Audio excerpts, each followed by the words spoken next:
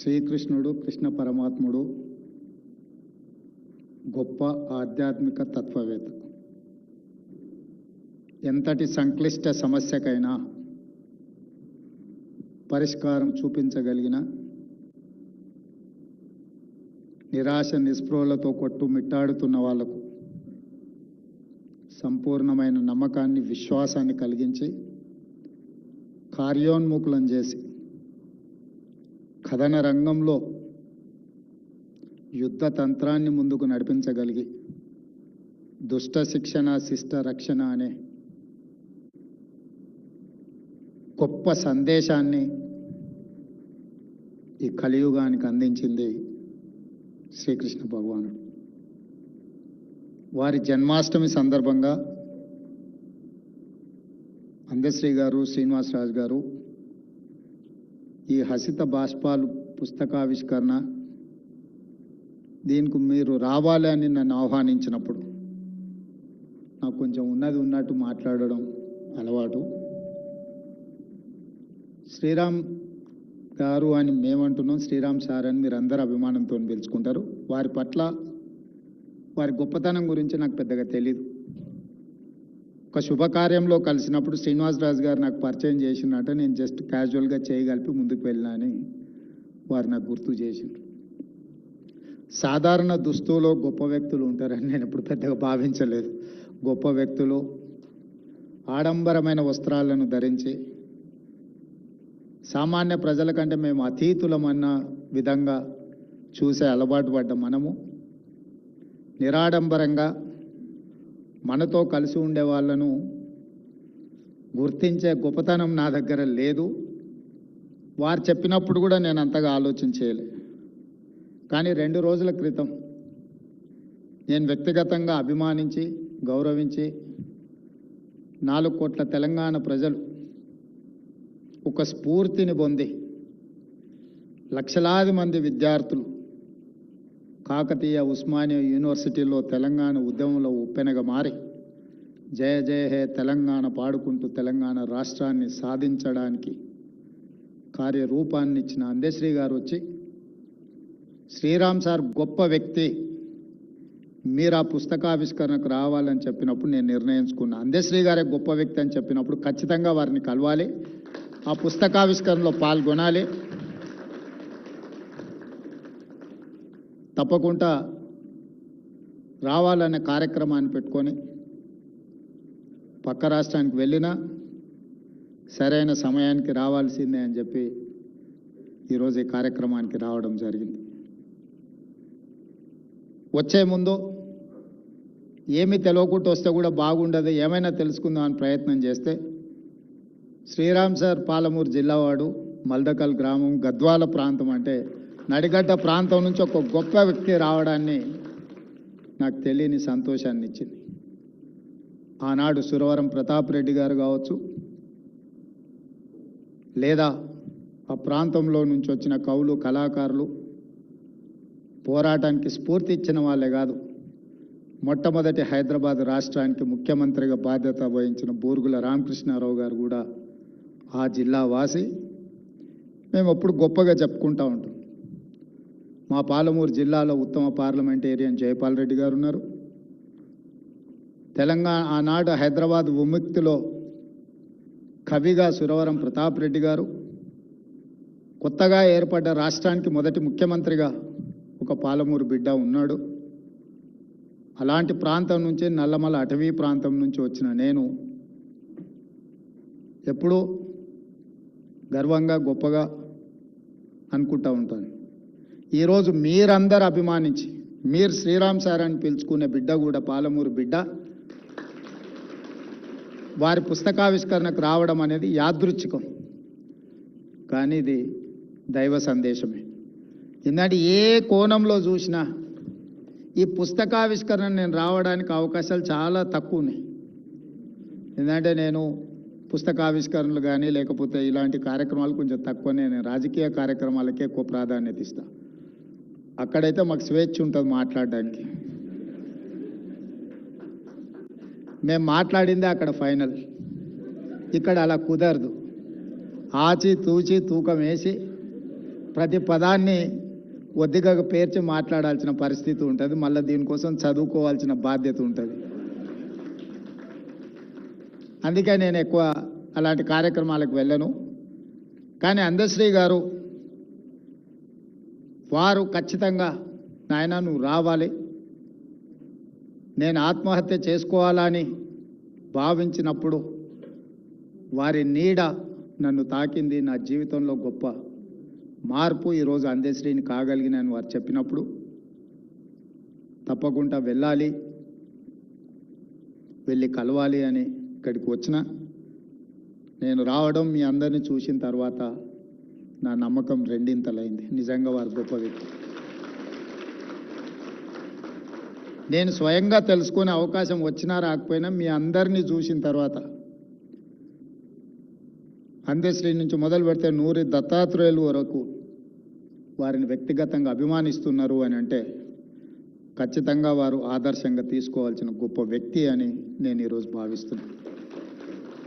తెలంగాణ సమాజం కవులకు పోరాటానికి స్ఫూర్తినిచ్చిన గడ్డ. అది గూడ అంజన్న కావచ్చు, దాశరథి కావచ్చు, కాళోజీ కావచ్చు, అందశ్రీ గారు కావచ్చు, గద్దరన్న కావచ్చు, గోరెటి వెంకన్న కావచ్చు. వీళ్ళందరూ కూడా పోరాటానికి, తిరుగుబాటుకు, ధిక్కార స్వరానికి వేదికలై ప్రజలకు ఒక స్ఫూర్తిని, ప్రజలకు స్వేచ్ఛను, ప్రజలకు సామాజిక న్యాయాన్ని, ప్రజలకు సమానమైన అవకాశాలు ఇవ్వడానికి సర్వం కోల్పోయి వాళ్ళ అండగా నిలబడ్డ సమాజం తెలంగాణ సమాజం. చాలామంది మేము ఉద్యమకారులం, ఉద్యమాల నుంచి వచ్చినామని చెప్పుకుంటూ ఉంటారు. కానీ నిజమైన ఉద్యమకారుడు ఎవరు? నేను ఉద్యమకారుని అని చెప్పుకోలే. దానికి ఉదాహరణే అందశ్రీ గారు.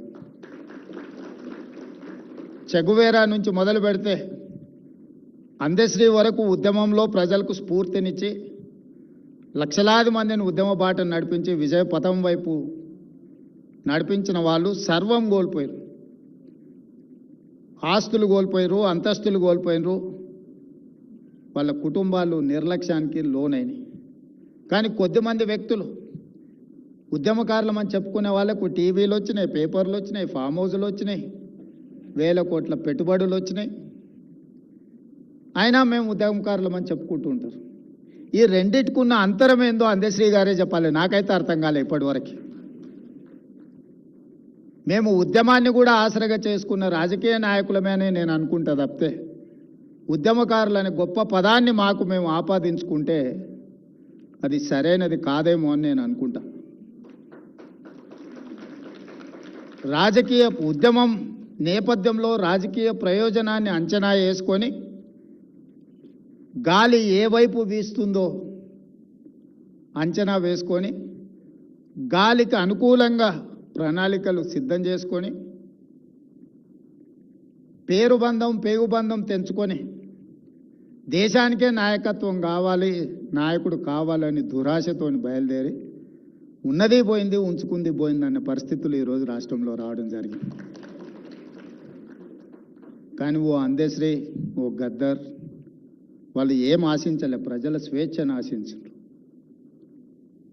ప్రజల భావన, ప్రజల యొక్క ఆలోచన, ప్రజలకు ప్రేరణనివ్వాలి, ప్రేరేపితం చేయాలి, ప్రజల్ని నడిపించాలన్న ఒక సంకల్పంతో వాళ్ళు ముందుకు నడిపించారు.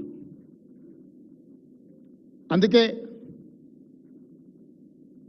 10 సంవత్సరాల ప్రతిపక్షంలో ఉన్నప్పుడు కానీ, అంతకంటే ముందు 10 సంవత్సరాలు తెలంగాణ ఉద్యమంలో ప్రజాప్రతినిధిగా పాల్గొన్నప్పుడు కానీ, ఈనాడు 20 నెలలు తెలంగాణ రాష్ట్ర ముఖ్యమంత్రిగా బాధ్యత స్వీకరించిన తర్వాత కానీ ఏ రోజు కూడా అందశ్రీ గారి పట్ల మొదటి రోజు ఉన్న గౌరవం ఈ రోజు వరకు ఆ గౌరవం పెరిగింది తప్ప ఎక్కడ తగ్గలే.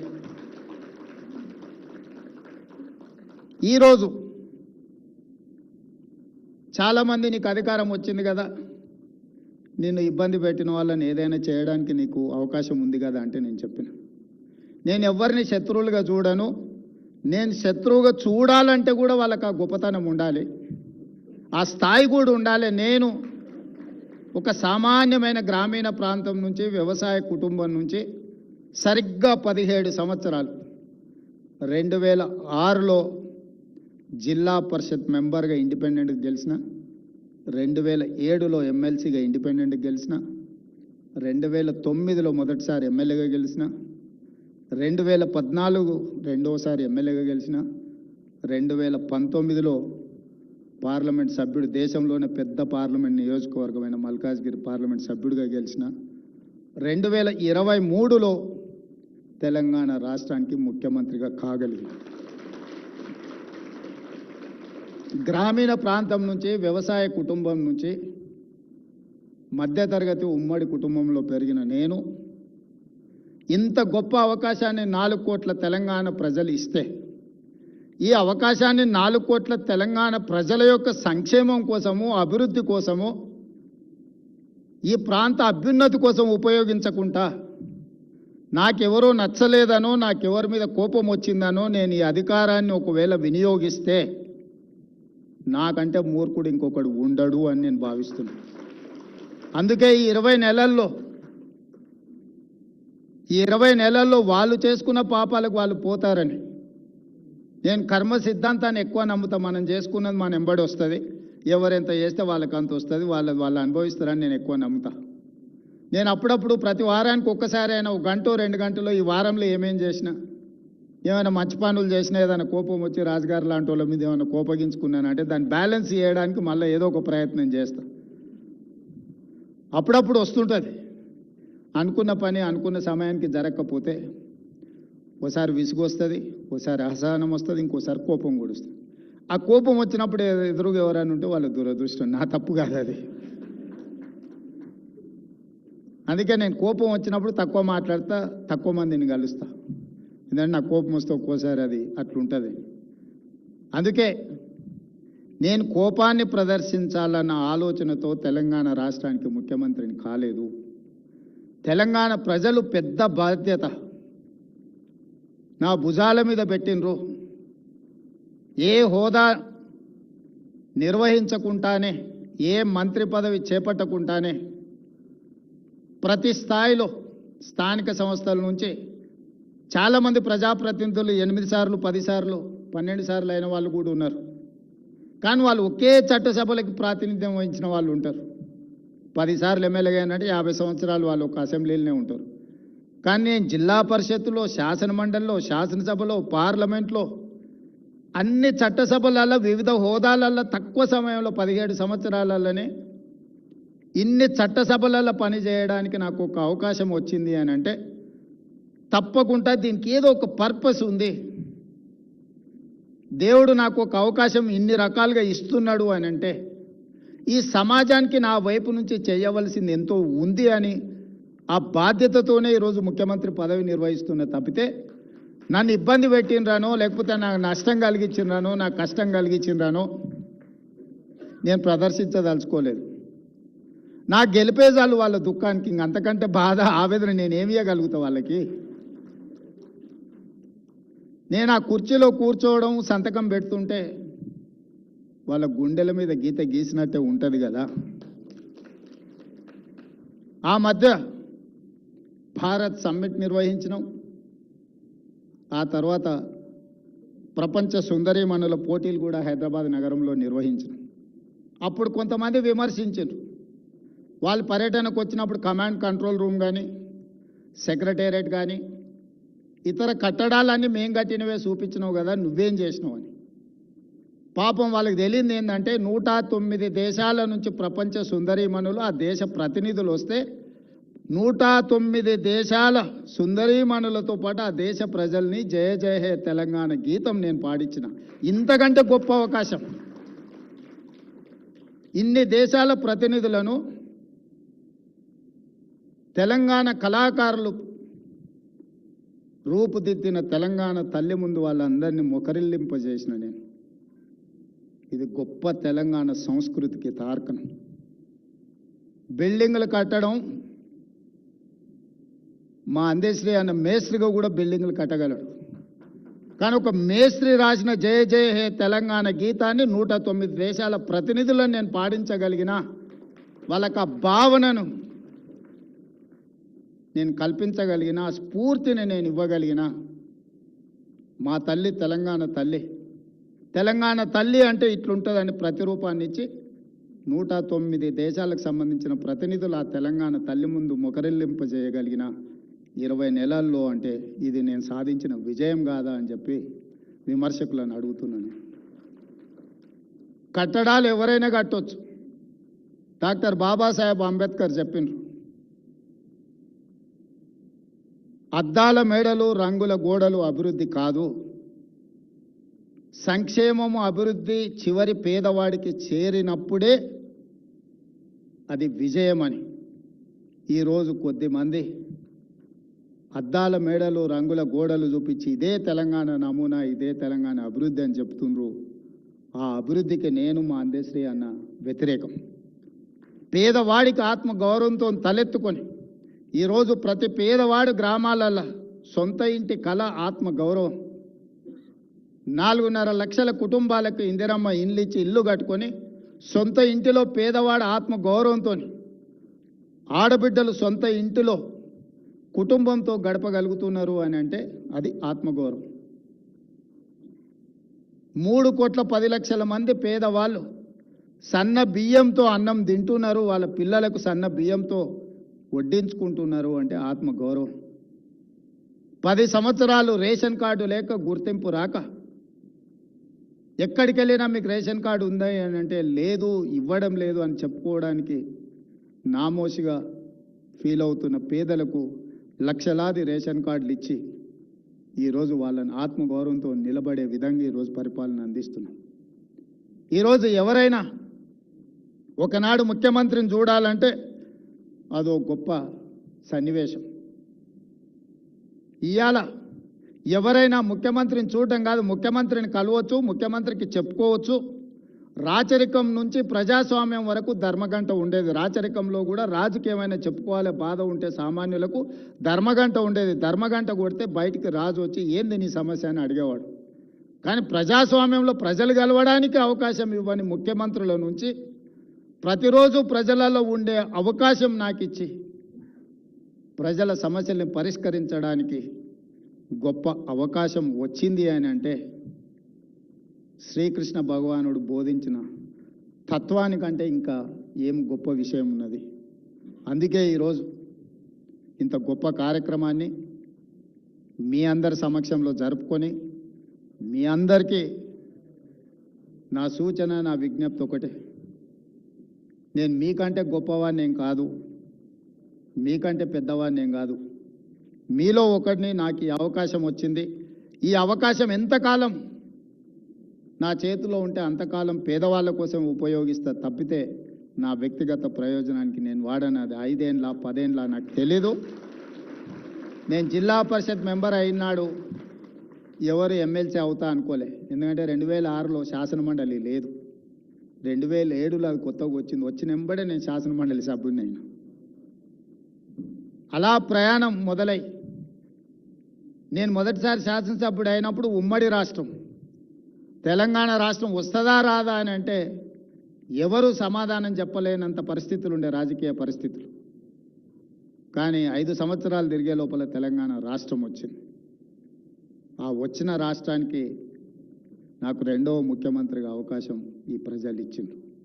ఇవన్నీ కూడా ఊహించని సమాజంలో జరిగిన మార్పులు, ఆ మార్పులలో నాకు భాగస్వామ్యం ఉండడం, ఆ భాగస్వామ్యంతో ప్రజలు బాధ్యత ఇవ్వడం, ఆ బాధ్యతను ప్రజల కోసమే ఉపయోగించాలన్న ఆలోచన, ప్రజల సంక్షేమం కోసం, తెలంగాణ ప్రాంత అభివృద్ధి కోసం, మీ అందరి అభిమానం కోసం నిరంతరం నేను పని చేస్తూనే ఉంటాను. మీ అందరి ఆశీర్వాదం ఉండాలి, మీరు అందరూ అండగా నిలబడాలి. ఈ తెలంగాణ రాష్ట్రాన్ని దేశానికి కాదు ప్రపంచంలోనే ఒక గొప్ప అభివృద్ధి చెందిన రాష్ట్రంగా అభివృద్ధి చేయాలన్న ఆలోచన నాది. ఈరోజు కేంద్ర ప్రభుత్వం భారత ప్రధానమంత్రి 2047 నాటికి $30 ట్రిలియన్ ఎకానమీ కోసం ప్రణాళికలు వేస్తున్నాడు. నేను ప్రధానమంత్రి గారికి నీతి ఆయోగ్లో చెప్పిన మా విజన్ డాక్యుమెంట్ను కూడా తెలంగాణ రైజింగ్ 2047 రాబోయే 10 సంవత్సరాలలో $1 ట్రిలియన్ ఎకానమీగా తెలంగాణ రాష్ట్రాన్ని తీర్చిదిద్దాలి. 2047కి $3 ట్రిలియన్ ఎకానమీగా, అంటే దేశ సంపదలో 10%ను కాంట్రిబ్యూట్ చేయాలనేది నా లక్ష్యం. 2047కి 100 సంవత్సరాలు పూర్తవుతుంది స్వతంత్రం వచ్చి. 2047 వరకు ప్రజా జీవితంలో క్రియాశీలకంగా ఉండి $3 ట్రిలియన్ ఎకానమీకి తెలంగాణను తీసుకెళ్లే వరకు నిరంతరం ప్రజల సమక్షంలో ఉండుకుంటూ పనిచేస్తానని మీ అందరు తెలియజేస్తూ సెలవు తీసుకుంటున్న మిత్రులారా, ధన్యవాదాలు.